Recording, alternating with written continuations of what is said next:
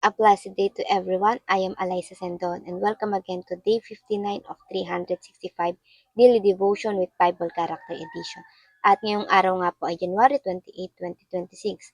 And yung devotion natin ngayong araw ay patungkol sa Sodom and Gomorrah. Bakit nga ba gusto lipulin ng Diyos ang bayan na ito? And bago pa ang lahat, let me read the concept, Choosing Where the Heart Belongs by Pastor Russell. So, Lot was Abraham's nephew. He traveled with Abraham and saw how God blessed him. When it was time for them to live separately, Lot chose to live near the city of Sodom because it looked rich and beautiful. But Sodom was full of sin and did not honor God. Later, God decided to judge the city. He showed mercy by sending angels to rescue Lot and his family. They were told to run and not look back. But Lot's wife looked back because her heart was still tied to the city and she was judged as well. This story reminds us that salvation is by God's mercy alone and not by our wisdom. God rescues, but our heart reveals what we truly love. Jesus later warned his followers to remember Lot's wife, teaching us not to cling to a world that is passing away. So, ay short story lang po dito sa devotion natin. Yung asawa ni Lot, bagamat sinabihan ng Diyos sila na huwag lumingon pa kung ililigtas na sila ng angel, itong asawa ni Lot ay lumingon pa and she became a pillar of salt after God commanding them not to look back to the city while they being rescued by His angel. So bakit nga ba gusto lipulin ng Diyos ang bayan ng Sodom at Gomorrah? It's because the people of the city were so evil. They act against the Lord. Namumuhay sila ng hindi nakalulugod sa Diyos. At ito nga po ang sabi sa ating scripture ngayong araw, sa Genesis 19 verse 24 to 25. Then the Lord rained down burning sulfur on Sodom and Gomorrah. Kumbaga ay nagpadala ang Diyos na umaapoy, kumbaga sa bulkan ay nag-aalboroto from the Lord out of the heavens. Then he overthrew those cities and the enterplain, destroying all those living in the cities and also the vegetation in the land. Sa Tagalog po, biglang pinaulanan ng Diyos ng naglalagablab na asupre ang Sodom at Gomorrah. Nilipol ng Panginoon ang dalawang lungsod at ang buong kapatagan. Namatay ang lahat ng nakatira roon, pati na ang lahat ng tanim.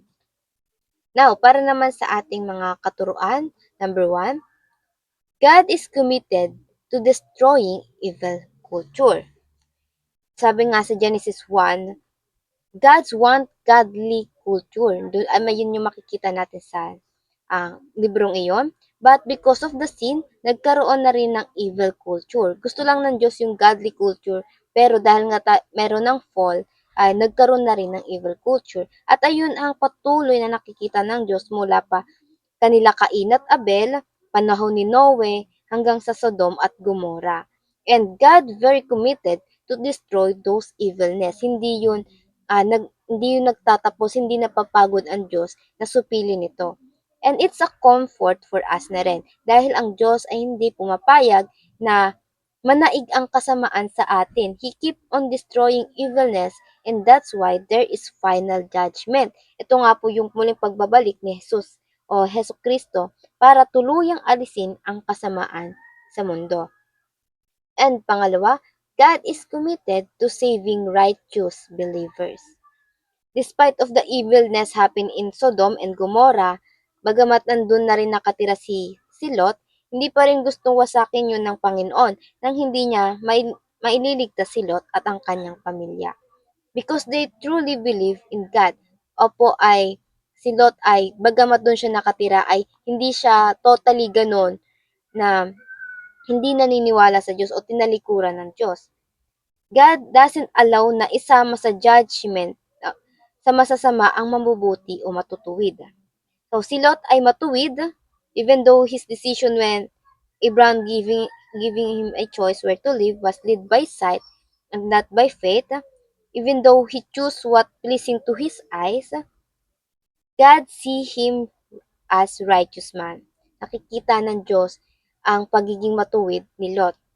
Again, God doesn't look to our performance sa mga desisyon natin sa buhay, sa wealth, but He look what inside of our heart.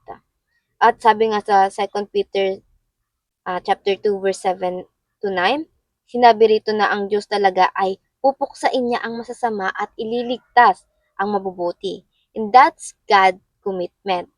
Dun sabik ang Diyos na gawin niya yun at again hindi napapagod ang Diyos kahit gaano pa ito katagal.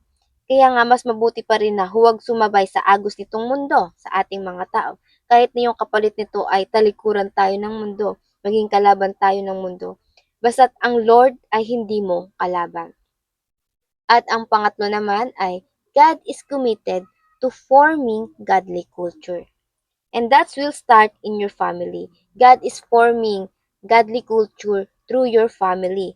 Though Lot said to be a righteous man, marami pa rin siyang desisyon na nagsuffer ang kanyang pamilya. Kumbaga, ay hindi niya na i-consider ang pamilya niya. At yung mga small compromises natin sa ating mga pamilya, halimbawa yung sigawan sa loob ng bahay, yung nakikita ng ating mga anak or pamilya, yung mga small compromises na yun, yung paulit-ulit nating ginagawa, magiging kultura iyon. And so you must choose between two culture. Two culture, ito nga po yung godly and ungodly. Again, yung mga simpleng bangayan, bangayan sa anak, sa mga mag-aasawa, lalo na nag-aaway sa harap ng anak, kapag na-tolerate yun, maaari yun maging ungodly culture. And so, we must be mindful and committed as well on forming godly culture as God did. Kung ano yung gusto ng Panginoong i-shape sa ating mga pamilya, sa ating buhay, ay ganun din dapat tayo ka-committed na gawin niyon.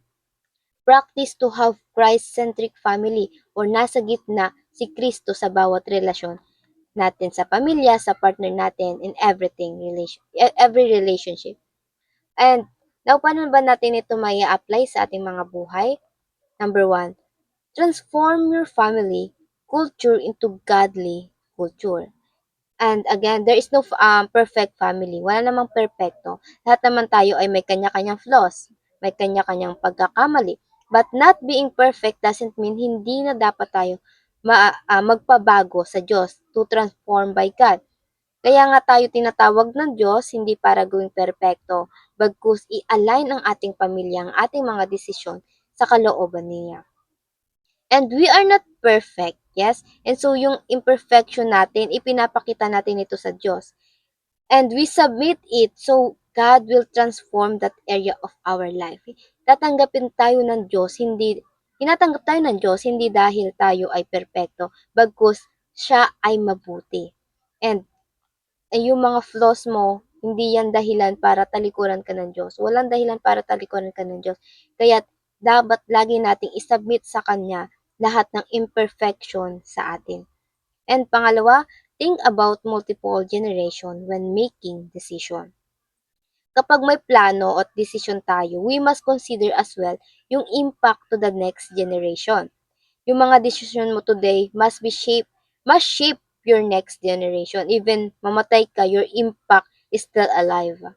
Kaya halimbawa, wala ka pang anak ngayon and yet you are looking forward sa magiging epekto ng desisyon mo sa magiging anak mo. And dapat sa future din, we consider the future. At pangatlo, teach your family to obey Jesus and set an example. Sabi nga ni Jesus, go and make disciple of nation, teach them to obey what I have commanded you. And that's our responsibility. Binigyan tayo ng responsibilidad ng Diyos na mag-disciple sa ating pamilya, sa ating mga kapwa, to your children or even sa ating mga magulang. Lalo na kung ikaw lang yung Kristiyano sa pamilya and God is assigning you for that. Meron kang mission sa pamilya mo and teach them with respect. Hindi porket ikaw lang ang Kristiyano ay feeling mo ay ikaw lang ang ligtas. You must teach them with a respect and set an example. Yung mga tinuturo natin must be seen to us as well. Dapat ay nakikita ito sa atin din. Hindi naman pwedeng puro turo lang tayo ng turo, bigay lang na bigay ng impormasyon without giving or showing an example. You will be like a role model. What you say or teach show what you say and teach must show how to do it. Dapat pinapakita mo rin by the kind of life you are living. So, yung klase ng pamumuhay natin, that will be your finest model. At ayun lamang po, at bago tayo magtapos, ay nais ko na mag-iwan ng ating pagninilay-nilayan. Why it is important to think long-term when making decision. At ayun lang po, bago tayo magtapos ay let's have a short prayer and let's pray everyone. Lord God, we thank you and we glorify you for today's devotion na muli ay pinaalalahanan mo kami sa iyong mga salita, sa mga kwento sa Biblia, Panginoon. Panginoon, we confess that sometimes we feel like, or we seems we are like Lot and his wife. Lord God, na tumitingin doon, though alam namin Panginoon kung ano yung kalooban, pero tumitingin pa rin kami doon sa aming mga past, Panginoon, sa past na pinalaya niyo na kami, Panginoon, na gusto niyong umalis kami, Panginoon. Patawarin niyo kami, Panginoon, at nais po namin magpasalamat sa inyong kabutihan, sa iyong pagiging pasensyoso sa aming Panginoon, pagamat kami ay mahihina, Panginoon. At Panginoon, help us um, to have a heart that is stronger, Lord God, na sundin ang inyong mga utos, Panginoon, na hindi disobey sa inyong mga aral, Panginoon. Panginoon, magliwanag kayo nawa sa aming mga daan, kayo nawa ang siyang palagi manguna at madakilan ng bawat tao sa aming ginagawa, Panginoon. Help us to walk with you and to know you more deeply, Lord God, to know you more fully, Lord God. Ayun lamang po, in Jesus' name we pray. Amen and amen and amen. And ayun lang po, I hope marami tayong natutunan at patutunan pa. And I pray na sama-sama sana tayong lumago para sa Panginoon. See you again tomorrow for our devotion. Have a nice day ahead and God bless.